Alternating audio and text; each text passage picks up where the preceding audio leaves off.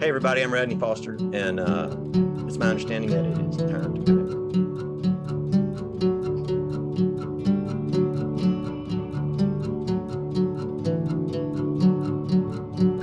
Hey, Radney Foster, man, thank you so much for taking the time to connect. I really appreciate it. It's my pleasure, John. Thanks so much for having me. Yeah, you doing all right today? Yeah, absolutely. It's actually a pretty fall day in Yeah, Nashville, Tennessee. you in So Nashville? I am in Nashville right now. Yeah, Yeah. I'm As a I West understand, Texas boy, but I am in Nashville. So say that again. I'm sorry. I'm a West Texas boy, but I am in Nashville. Yeah, and you do get to Texas now and then, don't you? You still spend a little time here every year? Absolutely. It's very often. The rest of my family all live in San Antonio area. Gotcha. And I still go out to Del Rio somewhat. And as a matter of fact, fun part is, we're playing the theater I grew up in, which used to be the Rita Theater. There's now the Paul Pogue. It's where I saw, everything from, True Grit to My Fair Lady, God Wow. knows. And we're doing the Del Rio, Texas 1959 tour there. Yes. So that's going to be really fun. That's super cool, man. Yeah, I've been listening to you for over 30 years. Yeah, I'm sure. It's been a long time, and you are about, as we're recording this, you're about to embark on the 30th anniversary tour of that album, Del Rio, Texas, 1959. And when this episode is released, you'll be in the middle of that tour. So, what do you want to say about that tour? Anything in particular? It's how the hell did this happen? First of all, for a Right. second, wait a second. But actually, I think the joy of it is that that album, I think it still holds up, and I'm not just the only one saying that. And the other is that I think that there's a joy to the fact that people still love that record so much and want to hear all the songs on it. Yeah. I get requests for some, there's not a night goes by that, however many of the songs off that record that I put in to the set, because I have a whole lot of other records and Yes, a you whole do. lot of other things in the set, someone will shout out some other song that we didn't put in the set, that they want to hear from that album. And I can't say that of all the albums that, Right. I've made. So that's Yeah, pretty cool. that's got to feel good. So, will you on this tour? Will you be playing every song on the album? Yes, the first 10 songs in the set played in the pecking order of the album itself. So That's great. top to bottom. That's going to be really fun. And Steve Fishel, who co-produced that record with me, is going to come out and play pedal steel with us for Oh, most right on. of it. There's a couple he's going to miss, but he's a legendary steel player. He played with Emmylou Harris for 10 years. He was in the Hunt Band, and Rodney Crowell, all kinds of other greats, and Yeah, played all the steel that was on that album. So that's cool. That's cool. And you grew up in Del Rio, is that right? yep, absolutely. What were you like as a kid? Probably shyer than I am now, and awkward, like the I think I had to have glasses like in the 3rd grade, Uh-huh. That before- marks you right away, doesn't it? Oh yeah, sure does. Yeah. And it I had the good part is that I had an incredibly loving family, and my dad was a small town lawyer, and he really believed in helping people. He felt like it was part of his Christian duty. And the my mom was a school teacher, and put books in our hands every single summer. It didn't matter whether the school had a reading list, mama had a reading list. Mhm. And my dad taught me to play guitar probably when I was about 10 or 11 years old, and got me a few lessons when it got to where I needed to know more than he did. Mhm. And it was a fun way to grow up. But I loved making music, and was obsessed with that, and playing sports, and just all the normal things that you would think a kid in a small town would be obsessed with. So Do you remember how old you were when you wrote the first song that you said, this is this is a complete song, and it's a song that I'm okay sharing with people. Yes, but there's a controversy over that. When I was 14, I wrote a song just, I'm trying to impress a girl, and I told that in an interview once, and my mother said, "That's a lie." And I said, "What are you talking about, Mama?" She said, "I have lyrics that you wrote when you were 7 years old in Sunday school." And I was like, man, I don't even remember it at all. So I think that was, in there in the genetic material, somewhere along the way. But I thought of this as only an avocation until I got to college. Oh. And yeah, I mean, because real people didn't do that. My lot in life was to go to college, go to law school, and come home and take over the family business, and my junior year in college, a guy came up we had, you didn't really have real bands at the school I went to. There was only like, 1,100 kids. It's a really small, liberal arts college, University of the South at Swanee, Tennessee. And, but, that night I had, sort of a Nitty Gritty Dirt Bandish sort of configuration together, and we'd rock up a country song and country up a rock song. And it was before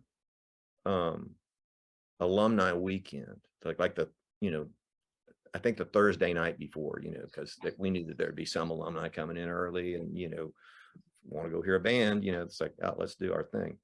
And a guy came up to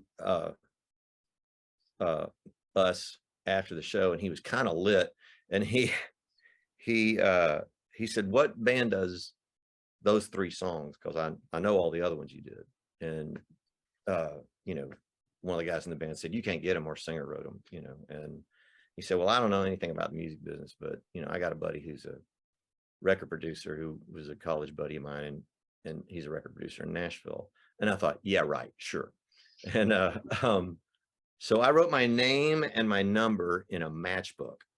No, and it was the number was the payphone at the end of the hall, in the dorm. There were no phones in the room. Yeah. And so, but sure enough, tacked on and it was kind of the honor system. You'd answer the phone for somebody and leave a message, and then they'd do it for you, and I don't know, a few weeks later, message on the board says, "Call Brown Bannister." And I was like, why do I know that name? Why do I know that name? And then I realized, wait a minute, I read this Rolling Stone article about this guy who was sort of changing the way everybody thought about gospel and contemporary Christian music, and that he had just produced this new ingenue, Amy Grant, who would like every girl in the dorms at that school, had that first Amy Grant record, even if they were Buddhist, I mean, and it's just late 70s. Yeah, this is in the late 70s. Yeah. And so this would have been 79, 80, 1980. Mm-hmm. And then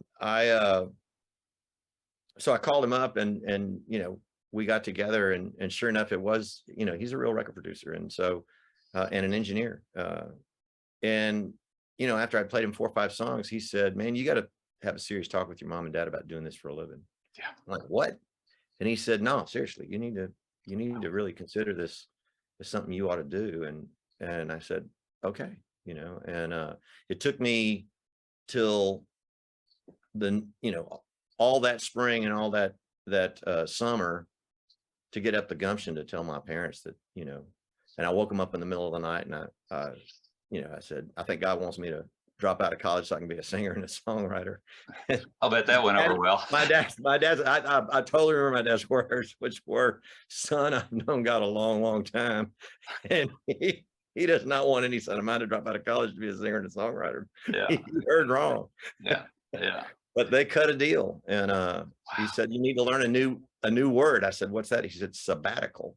They'll hold your place in school for a year if you," and we negotiated it. And, I thought it was going to be the next Elvis time I was 21, and absolutely none of that came true. And but I got my foot in the door. There was Yes. there was one publisher who would not throw me out of his office, and so my whole senior year, I would, every couple of weeks, I'd take off after class on Friday and I'd drive up to Nashville and, play the guy a song or two that I'd written, and he'd completely tear them apart and tell me to go back and rewrite them, or tell me, it's like, what else you got? Go write something else, just Wow. keep at it. And, that was the beginnings. And it wasn't until 1985 that I had any success at all at it. So I spent the first 5 years, really struggling and getting thick-skinned, Mhm. Yeah. Well, I want to talk to you about your songwriting and some of the folks you've played with and what's upcoming. And I know some of your influences. I know you've got a really fascinating project you did with your sons over Yeah. I want to talk about that, but I Yeah. definitely want to get into this because Okay. I'm a little late to the party. I will admit. This is 2017, is that right? Yes, So sir. about 5 years ago. 2017. But man, this is so good. Oh, It thanks is very much. so good. A lot of times I think when artists try to do something, a songwriter tries to write fiction or a fiction writer Mhm. tries to write songs, you kind of want to say, dude, you might want to stay in your own Yeah, lane. yeah, stay in your lane, yeah. Yeah, but That not was my so. biggest fear. Not so here, man. This is it blew me away right from the get-go. That first story hooks got right in me, and I just ate this thing alive. And my wife and I like to read to each other. I've been reading these stories to her, and one of the things she keeps saying is, we got to get back to Big Bend. Yeah, man. We like to go down there every now and then, but it's so good. Um, let me just ask you a couple things about that. Obviously you mentioned you were a reader when you were a kid, and you've been a Mhm. reader your whole life, I'm sure. What which is, an essential ingredient. If you want to write, you got to read, Absolutely. and we know that. Who are some of the authors that really influenced you, whether young or even Well, I into mean, today? certainly, uh, a lot of classic American authors. To Kill a Mockingbird is a perfect book. Yeah. And a So, one-off, which is strange, oh huh? yeah, I mean, it's Yeah. like she wrote it, and she apparently, we now know that she wrote Yeah. the other one, and I think her editor was right. I think she should have just left that in the, Yeah. you know, Yeah. Should have been a one-off. Yeah. right, yeah, because Tell Me About the Girl, that was and she rewrote it from the girl's perspective, which is a brilliant, brilliant thing. Yeah. But a whole lot of Southern authors, Mhm. but I really like Steinbeck as well, and um, Pat Conroy could do no wrong in my book, and uh, you know, I think I thought of myself as a reader all through high school and college, and then thereafter. But what really made me a reader was getting on a bus and being gone 150 to 200 days a year, Yeah. and without you know a device in your hand that everybody has in their hands these days. But I still read. I always have um something in my on deck circle, as what my wife likes to call it. If you Yeah. look at my bedside, or if you look in my carry on, there's always going to be a book in it of some Yeah. kind. And I'm with you, brother. oh yeah, there you go. Yeah, and the I love the way you can get lost in a book, fiction or nonfiction, when they're really good.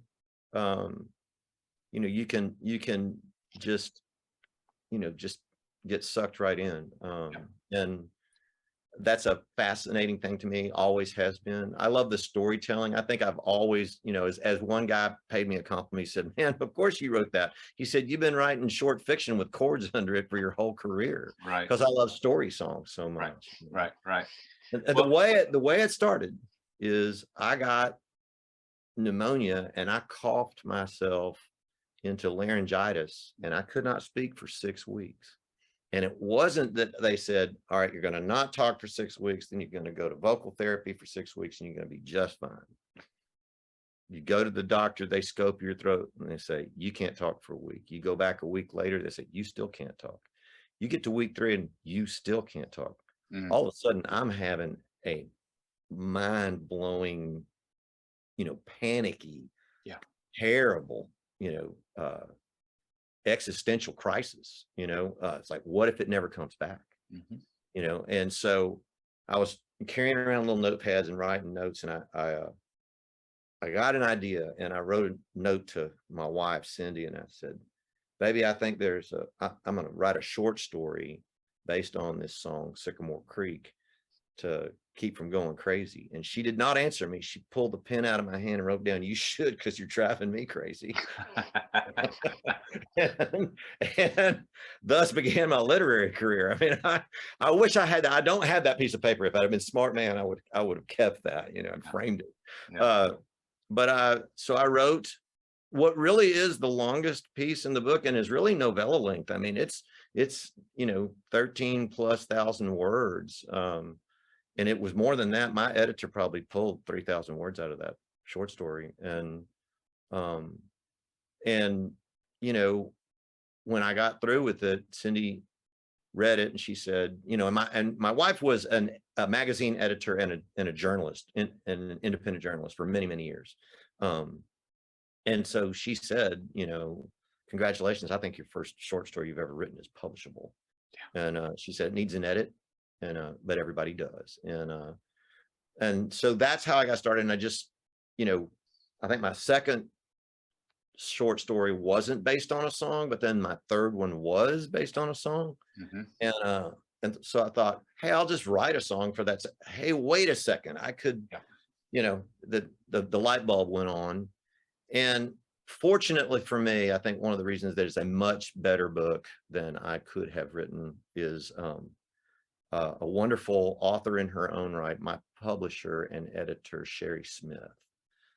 She is the brains and the star maker machinery behind the independent publishing house called Working Title Farm, and out of Boone, North Carolina. And she asked me to do a project that she was doing through Southern independent booksellers, and that was that she would give a book to a visual artist, and the same book to a songwriter, and the songwriter writes a song inspired by the book, and the visual artist makes a piece of art. You multiply that by 15, and that art and music show would go and tour different bookstores for a week or 2 weeks or whatever. And so and she had asked me to do that, and I said, oh yeah, I'd love to do that, because I'd heard that Rodney Crowell and Beth Nielsen Chapman and a couple other friends had done it. And I said, when she finished asking, I said, yeah, I love that. And he said, oh, by the way, I write short fiction as well. And you could hear the dread through the phone. I mean, and she later told me, she said, Radney, in my defense, how many CDs have you been handed that are just absolutely terrible? And I said, hundreds, if not thousands. And so I sent her 2 short stories, and she finally read them. And then she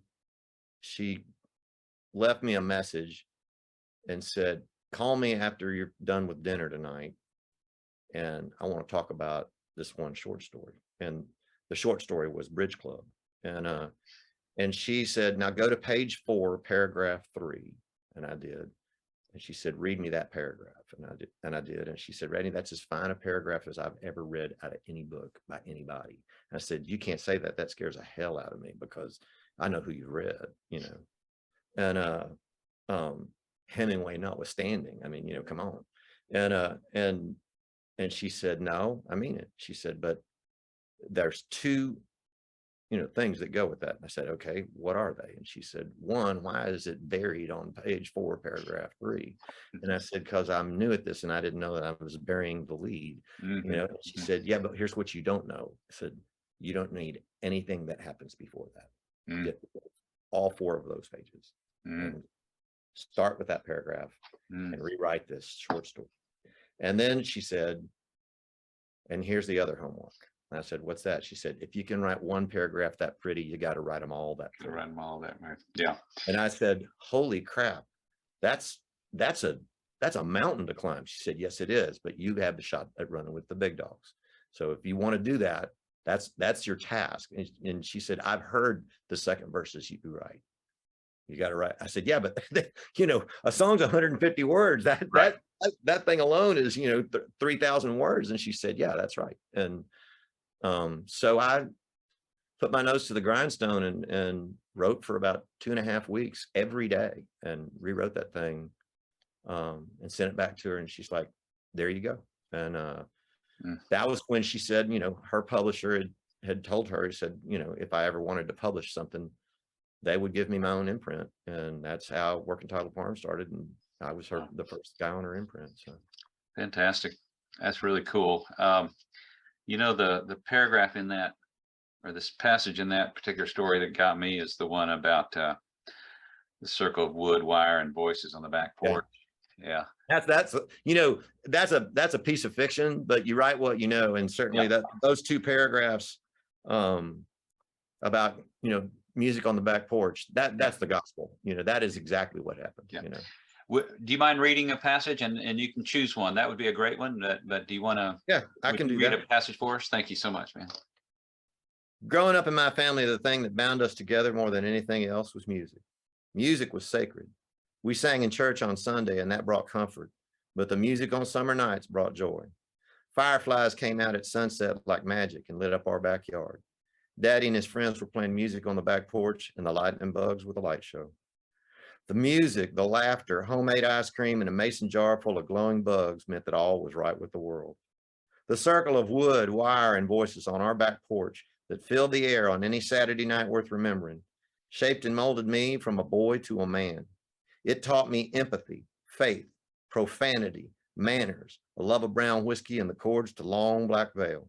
If I close my eyes on my own back porch, strumming a beat-up Gibson flat top, I am instantly there again, standing on my mama's toes to dance with her before falling asleep to guitars, mandolins, and voices in harmony. A handful of years later, my father would help me put my fingers on the frets. After a while, I was allowed to join the circle on that porch with my own guitar. And that's the truth right there. That's beautiful. Thanks, man. You know, one of the things I want to applaud you for is we live in a time that it's really easy to be cynical. There's some really crazy shit going on in the world, and even though this book and your songs contain a lot of loss, there's suicide, there's deep dark secrets, there's a lot of pain. There's just something running through it that makes me feel an optimism through you. I think you're a hopeless romantic. I think you remind us to celebrate our humanity and to stay connected and be grateful for our blessings. And so I just want to thank you for that. That's really nice. Thank you very much. I wanted, I knew that one of the great things about short fiction is you can take just a snapshot. It's a moment in time. You start in the middle of the conversation and you end in the middle of a conversation, but you have this, you have this arc, and you can use it as a visual aid, so to speak, almost, because I wanted you to be able to see everything, and not just stay up in somebody's mind, but just really see where they were, or what their desperation was, or what their fear was. But I also wanted there to be, for the book as a whole, and often within a short story, whether it's an object lesson of not finding redemption or of finding redemption, but that there was a redemption arc in each and every,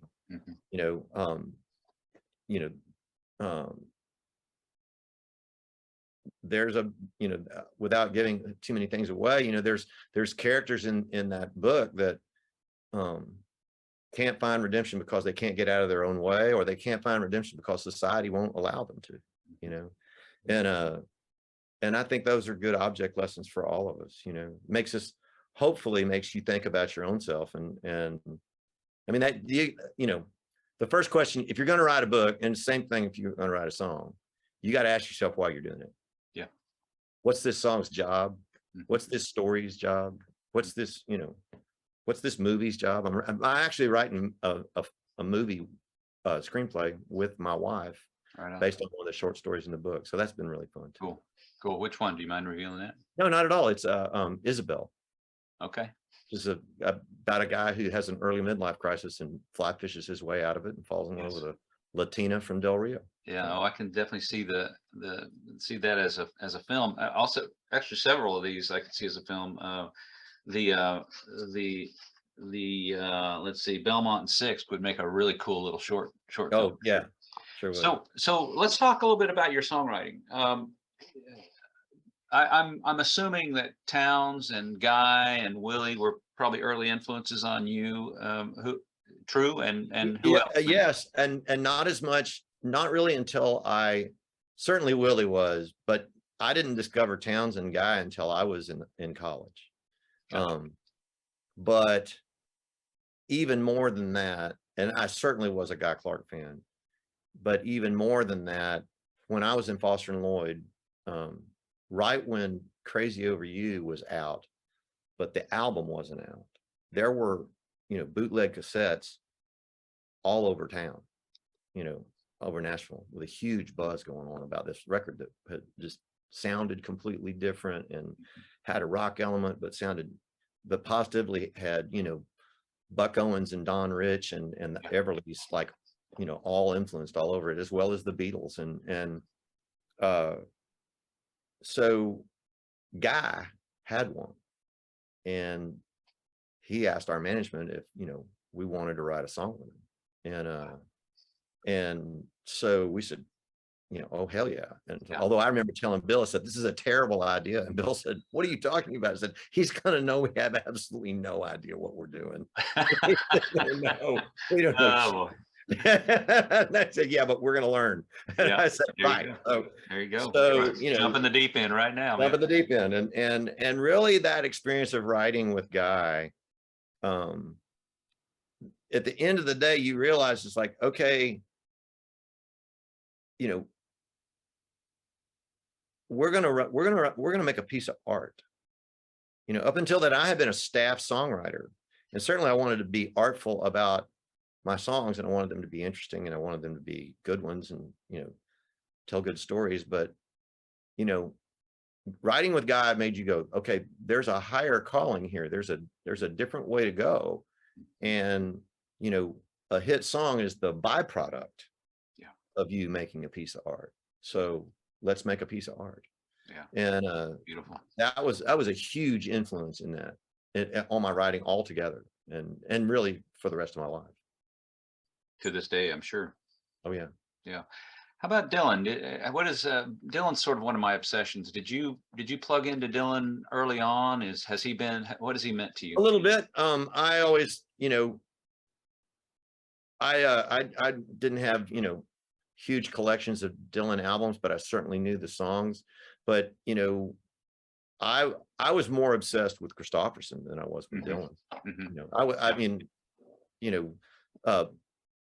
and Highway 61 Revisited notwithstanding, I mean, that's a brilliant piece of work. But Christopherson's, especially lyrically, he you can always write them in either iambic pentameter or iambic tetrameter form. I mean, they lay out like Wordsworth, Yep. And that always, just really hit me over the head, help me make it through the night. My God. Yeah, I know. I mean, just yeah, devastating. Yeah, absolutely. If you could play one of your songs for those guys who, take your pick, whoever they are, and you've probably been around them, but name one of your songs that you think, when you're around a literary songwriter like Chris or like Dylan, or say Townes came back from the grave and said, I want to hear one of your songs. Play me one of your songs. What would you play for Townes? If it's Townes, I'd play him Sycamore Creek. Okay. If it was, if it's Chris, Well, I'll tell you a funny story. I played Chris a song. Did you? Yeah, I want to hear Yeah, that. there's a song off of my last album, the one previous to For You to See the Stars. And it has a song on it called The Man You Want. And Guy Clark, we were playing a thing for you know,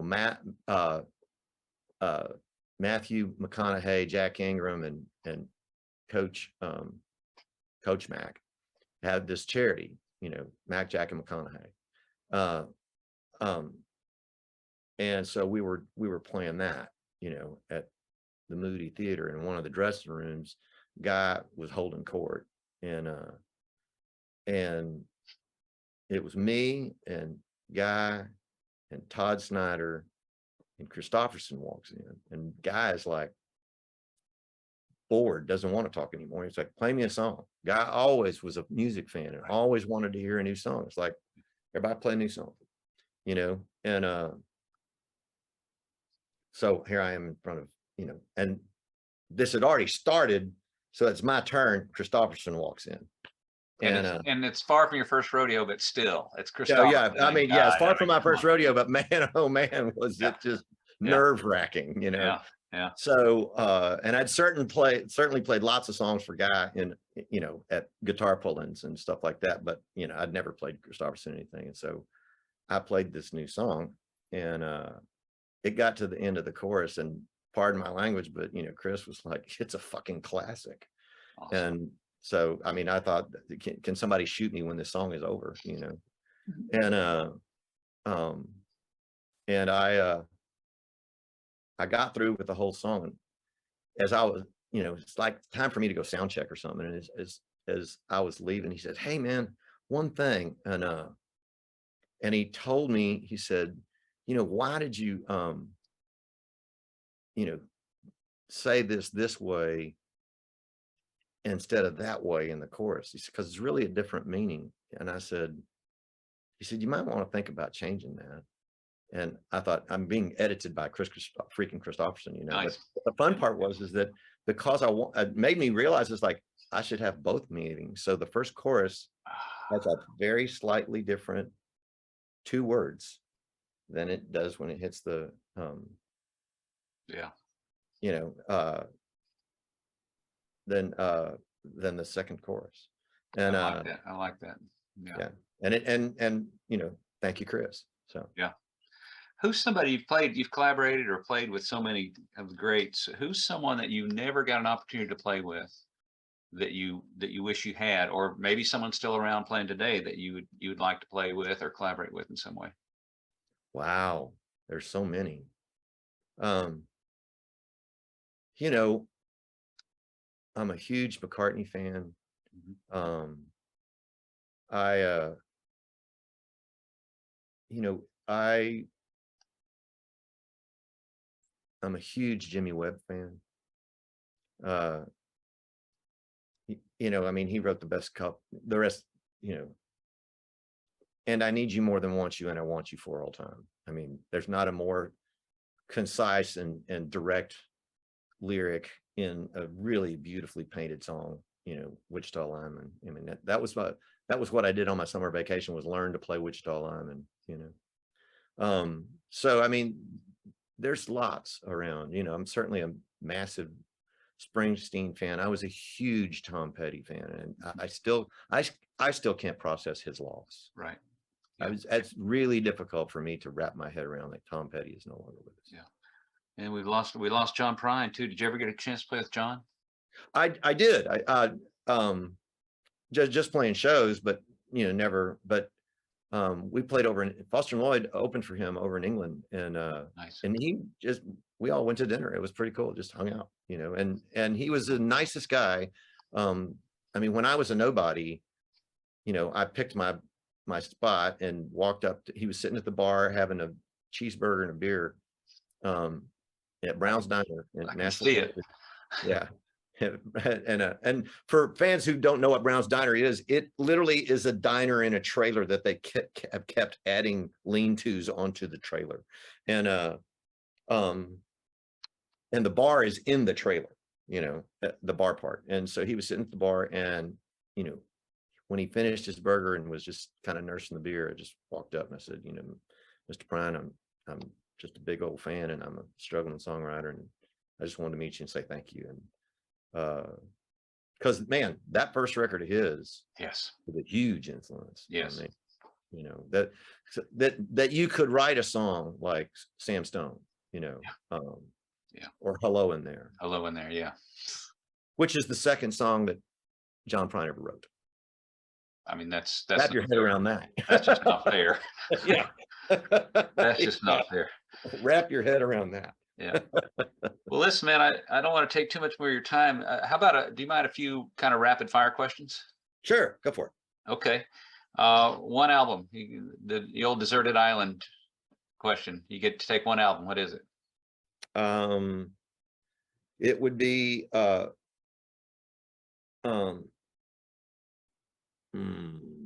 album. That's really tough. It would probably be, you know, Johnny Cash live at Folsom Prison. Yeah, there it is right there. Yeah. And one book. You're bringing one book too. Mockingbird. Okay. Let's see. What pisses you off? Racism and bullying. Yeah. Yeah. Yeah. Do you have any practices to deal with the slings and arrows of life? Do you have meditation? Is it music? Yes. What do you have? I meditate, and I prayer, and I have, you know, having quiet time, fly fish, you know. Yeah. There's a very meditative thing to fly fishing, and it, you know, when my son moved to France, it was the thing that kind of kept me sane. Cool. I could tell from that one story that you weren't just that you knew what you were talking about there in terms of fly fishing. What are you most proud of? You got a lot, and it's going to be hard, but what are you most proud of? My children. Yeah.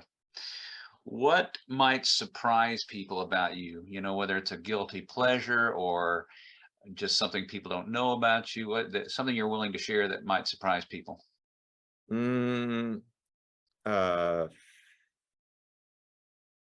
love to play chess. Okay. Love You to know, play. I'd love to play with you sometime. I'm not very good, but I do like to play. I'm not either, so we might be a good match. So, two more questions for you, and they're heavy questions, but I suspect you're okay with that. What happens when we die? Do you have any speculations? Do you have any theories? Do you have any ideas, beliefs that you would share with us? What do you think happens when we die? First, I think that we understand.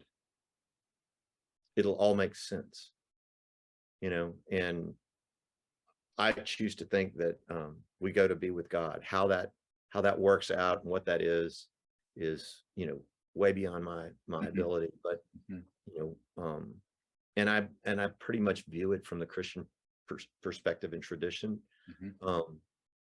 But I think the questions get answered, and I think we are in the presence of not only God but those that we love, and we understand for the first time. Nice. So when you are dead and gone, what do you hope people say about you?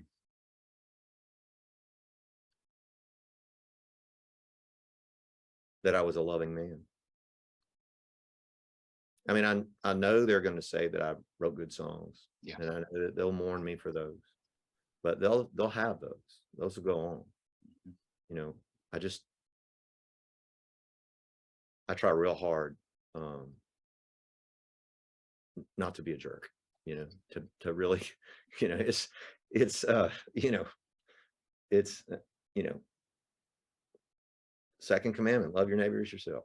You know, just trying to, you know, it's we try to complicate a lot of this stuff, and there's a whole lot of people that are, you know, reinforcing their own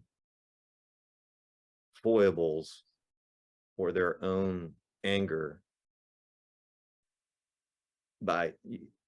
and using faith as an excuse. And I hope I don't do that. You know, I hope I actually take, you know, it's like those, you know, it's kind of those those ones that are printed and read in that Bible are pretty powerful. You know, he was a pretty smart guy, you know. Right, right. Yeah.